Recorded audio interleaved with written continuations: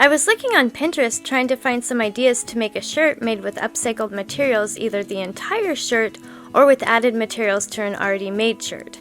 And I ran across over 50 ideas to get inspiration from the fantastic creators found on Pinterest.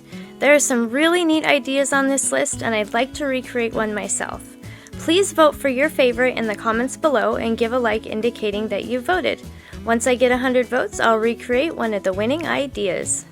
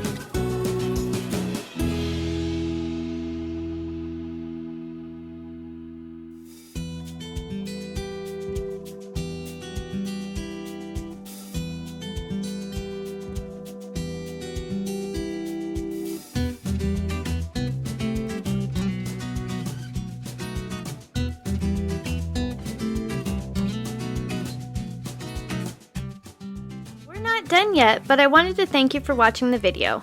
And if you're getting value, please be sure to subscribe and hit the notification bell so you don't miss another creative post. A super thanks would be really helpful but definitely not necessary. And a thumbs up would help the channel for free so I can continue making videos. I'll have another creative video you're going to love on the screen soon. Go ahead and watch that video and I'll see you there.